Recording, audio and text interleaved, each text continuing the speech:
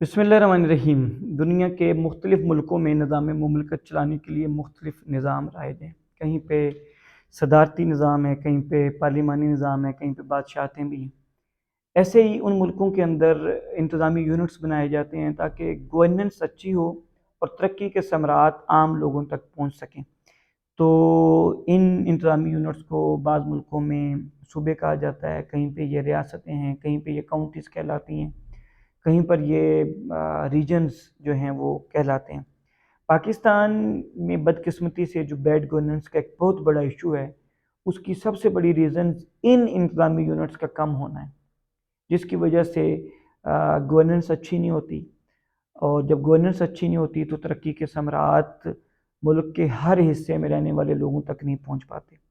تو اس لیے ضرورت اس امر کی ہے کہ پاکستان میں زیادہ سے زیادہ صوبے بنائے جائیں تاکہ گورننس اچھی ہو، اور جب گورننس اچھی ہوگی تو ترقی کے جو ثمرات ہیں وہ ملک کے رہنے والے ہر حصے میں پہنچیں گے، اور عوام کو یکساں اور منصفانہ وسائل کی تقسیم کی صورت میں ترقی ہوتی ہوئی نظر آئے گی۔ تو پاکستان میں نئے صوبے کیوں ضروری ہیں، اس پہ اوپر بات کرنے سے پہلے ہمیں پاکستان کے وقت کے حالات کو بھی دیکھنا چاہیے کہ جب پاکستان بنا تھا تو متحدہ ہندوستان میں اس وقت پہلے تقریباً 17 صوبے تھے اور سینکڑوں جو ہیں وہ ریاستیں تھیں۔ جب پاکستان بنا تو جو سرحد سندھ، بلوچستان، یہ تینوں صوبے مکمل طور پر پاکستان کے حصے میں آئے۔ پنجاب اور بنگال تقسیم ہو کر پاکستان کو ملے تھے۔ ان میں 13 ریاستیں بھی پھر پاکستان کے اندر شامل ہو گئی تھیں جو آزاد خود مختار ریاستیں تھیں۔ ان میں سے بہاولپور پنجاب کے اندر آ گئی، تو خیرپور جو تھی وہ سندھ کے اندر شامل ہو گئی، مکران، کلات، لسبیلا، خاران یہ بلوچستان کے اندر شامل ہو گئیں، دیر، چترال، سوات اور یہ جو ہیں یہ سرحد کے اندر شامل ہو گئی تھیں۔ ہنزا اور نگر یہ جو ابھی پاکستان کا عبوری صوبہ ہے گلگت بلتستان، اس کا حصہ بن گئی تھی۔ اس کے بعد پاکستان میں انتظامی یونٹس کو مزید بڑھانے کے حوالے سے بدقسمتی سے کام نہیں ہو سکا، اور یہ بیڈ گورننس کا ایشو پاکستان کی 75-76 سالہ تاریخ میں ہمیشہ پاکستان کے اندر رہا ہے۔ اس کے برعکس بھارت نے جو ہے، انڈیا نے اپنے انتظامی یونٹس کو بنانے کے حوالے سے 1950 کے اندر ہی کام شروع کر لیا تھا، اور آج انڈیا میں 28 ریاستیں ہیں، یہ صوبے ہیں، اور وہاں پہ 8 جو ہیں 8 یہ فیڈرل ٹیریٹریز ہیں، جیسے پاکستان میں پہلے فاٹا ہوتا تھا، تو 8 ان کے فیڈرل ٹیریٹریز ہیں۔ تو یہ اگر ملا لیں تو یہ تقریباً 36 کے قریب انڈیا کے اندر اس وقت انتظامی یونٹس موجود ہیں۔ اب اسی حوالے سے جب انڈیا نے یہ کام کر لیا، ریاستیں صوبے بنا لیے، تو جو عالمی گورننس انڈیکس ہے، جو ایک انڈیکس جاری ہوتا ہے گورننس کا کہ کون سا ملک گورننس میں کس نمبر کے اوپر ہے، تو انڈیا کا نمبر ان اقدامات کی وجہ سے 68 ہے، 68، جبکہ پاکستان کا 144واں نمبر ہے۔ اور بنگلہ دیش جو 1971 میں ہم سے الگ ہوا تھا، اور ایک صوبہ تھا بنگال، وہ 2 حصوں میں تقسیم ہوا، جو ہمارا مشرقی پاکستان تھا وہ الگ ہوا، تو انہوں نے اپنے 8 حصے بنا لیے انتظامی یونٹس، 8 صوبے ہیں وہاں پر۔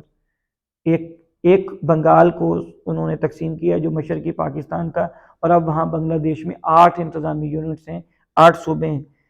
افغانستان میں 34 ہیں، اور اسی وجہ سے بنگلہ دیش کا نمبر 84واں ہے جو عالمی گورننس انڈیکس ہے اس کے اندر، اور پاکستان کا 144واں ہے۔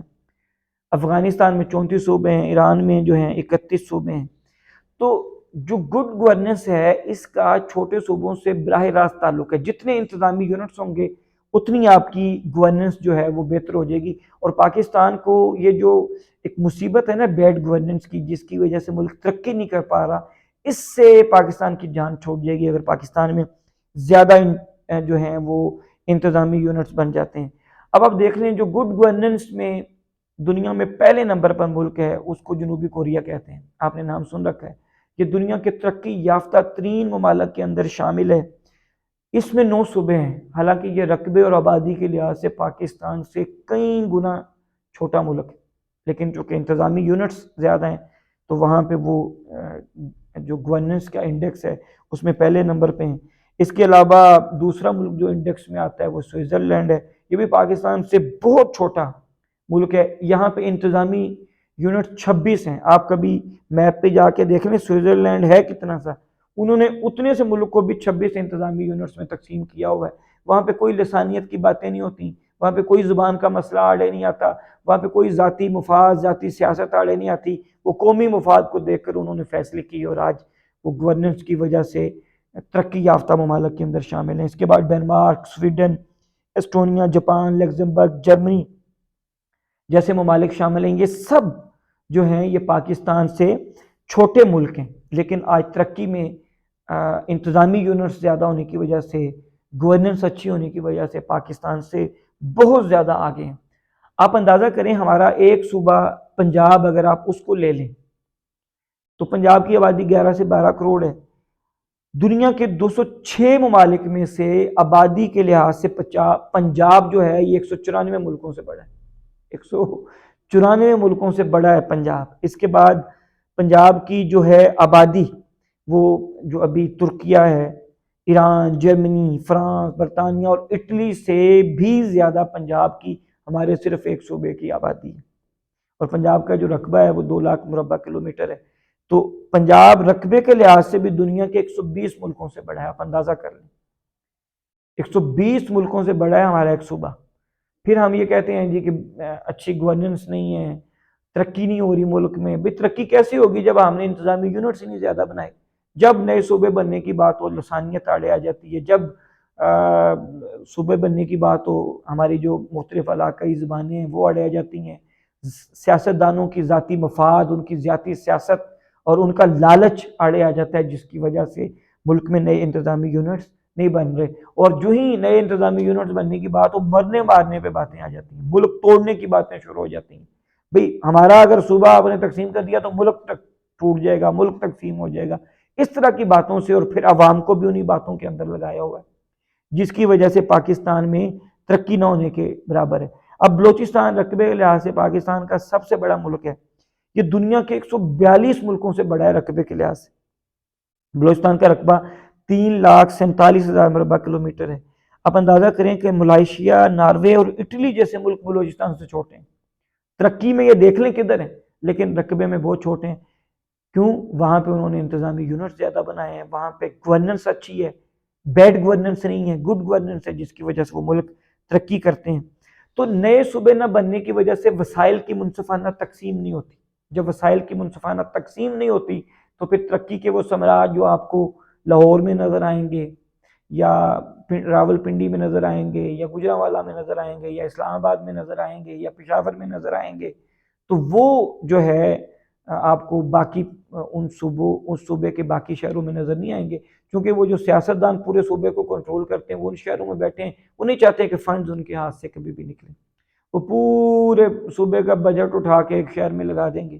ٹھیک ہے, ایک شہر کو ماڈل بنا لو اور اس کو ماڈل بنا کر باقی ملک کے باقی شہروں کے لوگوں کو بیوقوف بناؤ کہ اگر ہمیں ووٹ دو گے تو اس جیسا آپ کو کر دیں گے. وہ یہ نہیں عوام کو سمجھاتے کہ اگر انتظامی یونٹس زیادہ ہو جائیں گے تو جیسے ملک کے کچھ خاص حصوں میں ترقی ہے وہی ترقی ملک کے باقی حصوں کے اندر بھی چلی جائے گی. اب آپ دیکھ لیں نا, جنوبی پنجاب پسماندہ علاقہ ہے, سندھ پسماندہ ہے, بلوچستان پسماندہ ہے. ریزن وہاں پہ وسائل نہیں پہنچ پاتی, وسائل اوپر کہیں رہ جاتے ہیں اور وہاں پہ وسائل نہیں جاتے.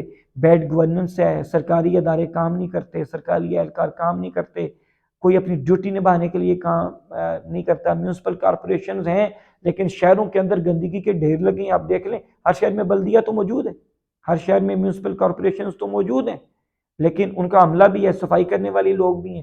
تو پھر شہروں میں گندگی کے ڈھیر کیوں ہیں بھائی؟ اس لیے کہ بھائی وہ لوگ کام ہی نہیں کرتے, کوئی پوچھنے والا نہیں ہے, گورننس ہی نہیں ہے. آپ اتنے بڑے صوبوں کو ایک بندہ تو نہیں چلا سکتا, چند وزیر تو نہیں چلا سکتے. تو اسی وجہ سے یہ بیڈ گورننس کے مسائل کی وجہ سے ترقی نہیں ہے پاکستان کے اندر. صوبوں کے اندر ترقی نہیں, علاقوں کے اندر ترقی نہیں, ڈیولپمنٹ نہیں, اور پاکستان بھی ترقی کی دوڑ میں دنیا کے باقی ملکوں سے پیچھے رہتا چلا جا رہا ہے. اور اگر یہ مزید انتظامی یونٹس نہیں بنتے تو پھر کیا ہوگا؟ پھر پاکستان ترقی کی دوڑ میں بہت پیچھے رہ جائے گا. اب نئے صوبوں پر اعتراضات کیا ہیں؟ اعتراضات کوئی بھی نہیں ہے, صرف مفاد پرستی ہے اور صرف جو ہے نا ذاتی مفاد ہے اور ذاتی سیاست کا لالچ ہے اور ذاتی لالچ ہے, جس کی وجہ سے جو یہ ہے صوبے نہیں بن رہے. جنوبی پنجاب بننے کی بات آتی ہے تو ساتھ ہی لسانیت کا شوشہ چھوڑ دیا جاتا ہے۔ اب وہ لوگ جانتے ہیں کہ ہم نے عوام کو بیوقوف بنانا ہے، انہی کے اندر سے لوگ ہوتے ہیں۔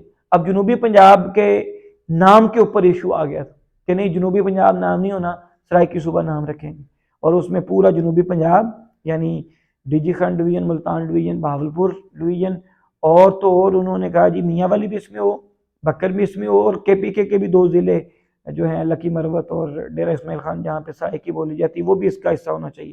اب جو پیچھے پلان کرنے والے تھے یہ جنہوں نے شوشہ چھوڑا، جو پلان کرنے والے تھے انہیں پتا تھا بھائی خیبر پختونخوا کیوں اپنے 2 ضلع دے گا، تو بات وہیں پہ آ کے دب جائے گی۔ تو اس طریقے سے جو ہے نا جناب نئے صوبوں کی آواز کو جو ہے وہ دبا دیا جاتا ہے۔ ہزارہ وہ بھی لسانیت کی بنیاد پر ایک آواز اٹھی تو وہ دب گئی، ٹھیک ہے۔ جب لسانیت کی بیس پر صوبے بننے کی بات آئے گی وہ کامیاب نہیں ہو سکے گا۔ ہمیں لسانیت سے نکل کر انتظامی بنیادوں پر جو ہے وہ بنانے پڑیں گے صوبے، پھر کامیابی ہوگی، وگرنہ کامیابی نہیں ملے گی۔ اب دیکھیں نا جنوبی پنجاب میں غربت کی شرح 43% ہے، جبکہ پنجاب میں اوورآل صوبہ میں یہ شرح 28% ہے۔ اس حساب سے اگر آپ اندازہ لگائیں تو جنوبی پنجاب کی آدھے سے زیادہ آبادی خطے غربت سے نیچے زندگی بسر کر رہی ہے، ٹھیک ہے جی۔ ریزن بیڈ گورننس، ریزن انتظامی یونٹس کا نہ ہونا، ریزن وسائل کی غیر منصفانہ تقسیم، ریزن مفاد پرستی، ریزن جو ہے وہ ذاتی مفادات پر مبنی سیاست ہے۔ اب کراچی کو بھی دیکھ لیں، اس کو بھی لسانی رنگ دے کر دیا جاتا ہے کہ سندھی اور مہاجر کارڈ کی وجہ سے وہ جو کراچی جس کا حق ہے لیکن وہ بات وہاں پہ آڑے آ جاتی ہے اور یہ چیز کر دی جاتی ہے۔ اب سندھ میں ہمارے بڑے دوست ہیں، جب بھی ان سے بات ہوتی ہے وہ کہتے ہیں نہیں جی سندھ نہیں تقسیم ہونے دیں، مر جائیں گے مرسوں سندھ نہ دیسوں بھائی، مر جائیں گے سندھ نہیں تقسیم ہوگا۔ کراچی سندھ کا دل ہے، بالکل دل ہوگا، لیکن بھائی وہ آپ کبھی اپنے شہروں کو کھنڈرات میں بدلتے بھی تو دیکھیں نا، یہ بیڈ گورننس کی وجہ سے۔ تو یہ بیڈ گورننس تب تک رہے گی، قیامت تک کے لیے نئے آپ صوبے نہیں بنائے پاکستان میں، یہ بیڈ گورننس ایسی رہے گی، یہ کھنڈرات پاکستان میں ایسی رہے گی۔ تو وہ کراچی میں جو آواز اٹھتی ہے وہ بھی لسانیت کی نظر ہو جاتی ہے، ہزارہ کی بات کی وہ بھی لسانیت، فاٹا وہ بھی لسانیت کی نظر ہو جاتی ہے۔ بلوچستان کو بھی 2 حصوں میں تقسیم کرنے کی بات ہے کہ پختون حصہ اور بلوچ حصہ، وہ بھی لسانیت کی نظر ہو جاتا ہے۔ اور یہ ساری چیزیں جب ہم دیکھتے ہیں تو لسانیت ہے، معاشی عدم استحکام ہے، اور قومی سطح کی لیڈرشپ بدقسمتی میں سے پاکستان میں نہیں ہے، جس کی وجہ سے یہ صوبے نہیں بن پاتے۔ اب سوال یہ پیدا ہوتا ہے کہ پاکستان میں کتنے صوبے ہونے چاہیے؟ ڈاکٹر طاہر القادری صاحب نے اس حوالے سے بڑا واضح موقف رکھا ہے، وہ کہتے ہیں کہ جتنے ڈویژن ہوں اتنے صوبے انتظامی بن جانے چاہیے۔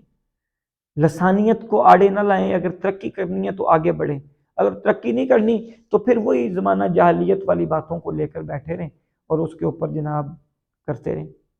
تو ڈاکٹر طاہر القادری صاحب کا موقف یہ ہے جی کہ کوئی 34 ڈویژنز تھے، 35 ڈویژنز تھے، اب وہ بڑھ کر 39 ڈویژنز ہو گئے۔ تو ان کا موقف یہ ہے کہ جی جتنے ڈویژنز ہیں اتنے صوبے بن جانے چاہیے۔ تو اس کے لیے قومی کمیشن بننا چاہیے، یہ تو ان کی رائے ہے، اس کے اوپر ایک قومی کمیشن بننا چاہیے، ماہرین کی اس کے اوپر مختلف رائے ہیں، لیکن یہ ہے کہ ہونا چاہیے۔ کے پی کے کم از کم 3 حصوں میں تقسیم ہونا چاہیے، پنجاب 5 سے 6 حصوں میں، ایسے ہی سندھ، ایسے ہی بلوچستان۔ تو 15 سے 16 یونٹس تو از حد ضروری ہیں پاکستان کے لیے، انتظامی یونٹس، اگر پاکستان کی گورننس کو بہتر کرنا ہے اور پاکستان کو آگے لے کر کے جانا ہے تو پھر آپ کو 15 سے 16 انتظامی حصوں میں تقسیم کرنا پڑے گا ان صوبوں کو، اگر ہم پاکستان میں ترقی چاہتے ہیں، وگرنہ بیڈ گورننس پاکستان کو کبھی بھی ترقی یافتہ ممالک کی صف میں جو ہے وہ شامل نہیں ہونے دے گا۔ تو آپ کیا سمجھتے ہیں اس حوالے سے؟ آپ بھی اپنی رائے ضرور دیں کہ پاکستان میں مزید صوبے بننے چاہیے یا نہیں بننے چاہیے، اور آپ کے نزدیک بیڈ گورننس کا یہ جو رشوت ہے، کرپشن ہے، وسائل کی غیر منصفانہ تقسیم ہے، جس کی وجہ سے پاکستان بہت پیچھے رہ گیا ہے، اس کی اور بھی کیا وجوہات ہیں؟ تو آپ اپنی رائے کا اظہار کمنٹ سیکشن میں کر سکتے ہیں۔ بہت شکریہ۔